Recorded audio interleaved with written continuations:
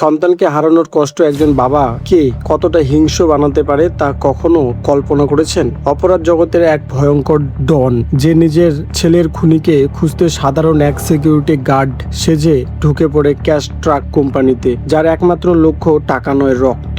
আজকের ভিডিওতে আমরা এক্সপ্লেন করতে যাচ্ছি গাই রিচি ও জেসন স্ট্যাথামের ধামাকা অ্যাকশন থ্রিলার ওয়ার্থ অফ ম্যানকে। তাই স্কিপ না করে পুরো ভিডিওটি শেষ পর্যন্ত দেখতে থাকুন, কারণ প্রতিটা মিনিটে অপেক্ষা করছে টুইস্ট। সিনেমার গল্প শুরু হয় লস অ্যাঞ্জেলেসের বিখ্যাত ক্যাশ ট্রাক কোম্পানি ফোর্টিকো সিকিউরিটিকে দিয়ে। হঠাৎ করেই এই কোম্পানিতে জব ইন্টারভিউ দিতে আসে প্যাট্রিক হিল নামের এক মধ্যবয়সী রহস্যময় লোক, যার নাম ছোট্ট করে সবাই ডাকে এইচ। কোম্পানিতে নতুন সিকিউরিটি গার্ড নিয়োগ দেওয়ার জন্য ফিজিক্যাল এবিলিটি, শুটিং টেস্ট এবং ড্রাইভিং টেস্ট নেওয়া হয়। কিন্তু অদ্ভুত ব্যাপার হলো এইচ প্রতিটা টেস্টে মাত্র 70% মার্কস পেয়ে কোনো মতে পাশ করে। ঠিক যতটা পেলে চাকরিটা পাওয়া যায় ঠিক ততটাই পায়। তার মেন্টর বয় বুলেট তাকে বলে, তুমি তো ভাই জাস্ট বেঁচে গেলে। কাজে যোগ দেওয়ার প্রথম কয়েকদিন এইচ খুব শান্তশিষ্ট, কম কথার মানুষ হিসেবেই পরিচিত পায়। কিন্তু তার এই সাধারণ চেহারার আড়ালে লুকিয়েছিল এমন এক বিপদ যা ফোর্টিকো সিকিউরিটির কোম্পানির কেউ কল্পনা করতে পারেনি। ঘটনার মোড় ঘোরে সেদিন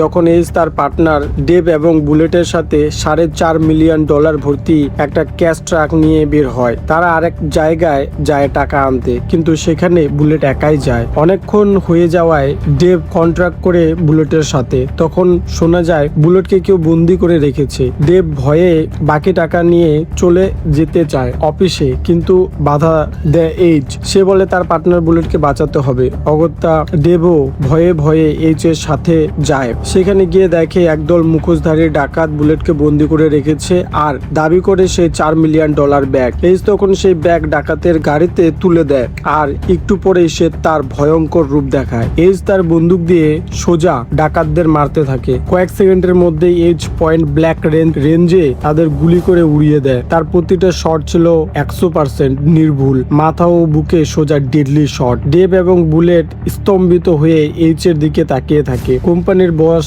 বা FBI এজেন্টরাও তার ঘটনা শুনে অবাক, কিন্তু আশ্চর্যজনক ভাবে FBI এজেন্ট উইটনি নির্দেশ দেয়, এই এইচ লোকটাকে একদম ডিস্টার্ব করবেন না, ওকে ওর মতো কাজ করতে দাও। প্রথম ডাকাতির ঘটনার পর ফোর্টিকো সিকিউরিটি এইচ এর ভাবমূর্তি পুরো বদলে যায়। সবাই তাকে হিরো মনে করতে শুরু করে, কিন্তু এইচ এর মনে কোনো আনন্দ বা গর্বের ছাপ ছিল না। কয়েক সপ্তাহ পর আবারও তাদের ট্রাকে ডাকাতির চেষ্টা হয়, কিন্তু এবার অদ্ভুত এক কাণ্ড ঘটে। যখন মূল ডাকাত দল তাদের ট্রাক ঘিরে ফেলে এবং এইচ ট্রাক থেকে বের হয়ে মাস্ক খোলে, ডাকাতের দল সর্দার এইচ এর চেহারা দেখতেই আতঙ্কে শিউরে উঠে। ডাকাতদের সর্দার ফিসফিস করে উঠে বলে, হোলি শেট, ভাগো সব। আর কোনো কথা না বাড়িয়ে পুরো ডাকাত দল কোনো টাকা না নিয়েই সেখান থেকে জীবন নিয়ে পালিয়ে যায়। এবার দর্শকদের মাথায় আসল প্রশ্নটা ধাক্কা মারে, কার এত শক্তি যে বড় বড় ডাকাতরা কেবল তার চেহারা দেখে আতঙ্কে পালিয়ে যায়? এইচ আসলে কে, আর সে কেন একজন সামান্য সিকিউরিটি গার্ড হয়ে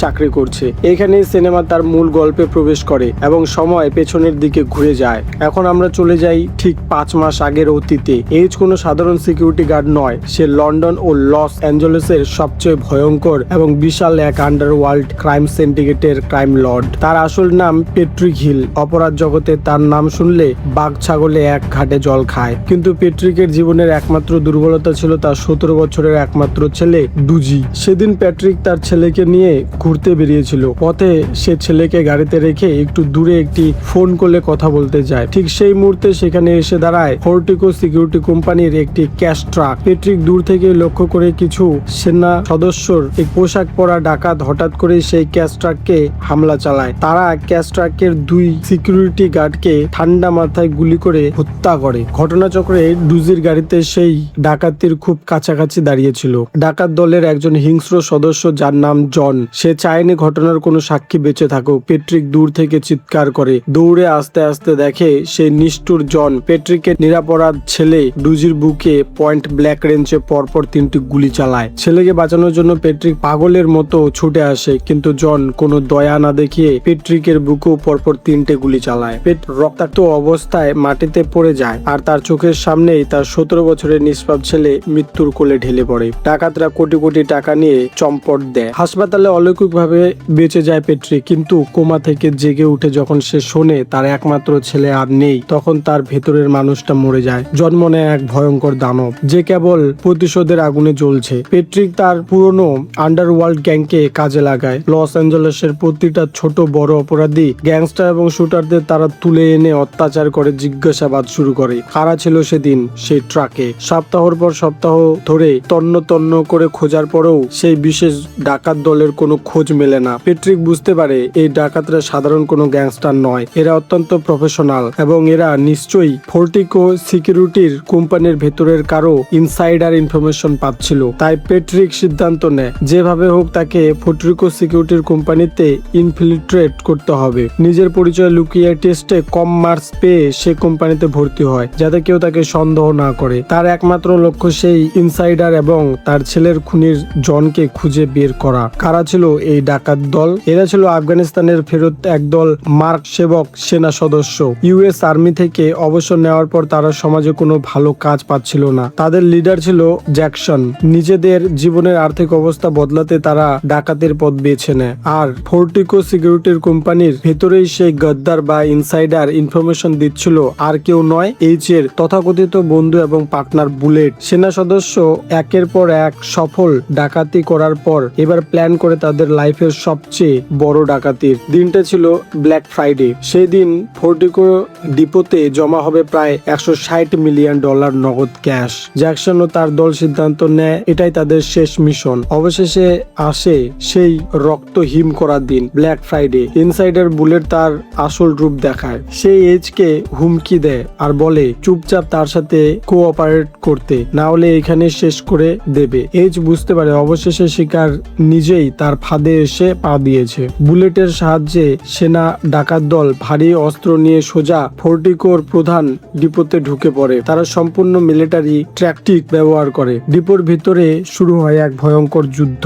সিকিউরিটি গার্ড এবং ডাকাতদের মধ্যে প্রচন্ড গুলাগুলি চলে। একের পর এক সেনা সদস্য এবং গার্ড গুলিতে প্রাণ হারাতে থাকে। চারপাশ রক্তের নদীতে ভেসে যায়। মারাত্মক গুলাগুলির পর পুরো ডাকাত দলের মধ্যে কেবল 3 জন বেঁচে থাকে, লিডার জ্যাকসন, সাইকোপ্যাথ জন এবং ইনসাইডার বুলেট। তারা $160 মিলিয়ন নিয়ে একটি সুড়ঙ্গ পথ দিয়ে পালিয়ে যেতে সক্ষম হয়। টাকা নিয়ে পালানোর সময় ডাকাত জন তার আসল সাইকোপ্যাথ রূপ দেখায়। সে চায় না এই বিশাল টাকা কারো সাথে ভাগ করতে। তাই জন তার আহত লিডার জ্যাকসনকে গলায় ছুরির আঘাত দিয়ে হত্যা করে এবং পরে বুলেটকেও গুলি মেরে হত্যা করে। পরে সে একাই $160 মিলিয়ন নিয়ে তার অ্যাপার্টমেন্টে চলে যায়। জন যখন তার ঘরে বসে মজা নিচ্ছিল তখনই তার চোখ পড়ে ঘরের এক কোণে। সে আর কেউ না, পেট্রিক হিল ওরফে এজ। সে বলে টাকার একটা ব্যাগের মধ্যে একটা ট্র্যাকার লাগানো ছিল। সে তার মুখের উপর একটা কাগজ ছুঁড়ে মারে। এতে ছিল ডুজির কিভাবে মৃত্যু হয়েছে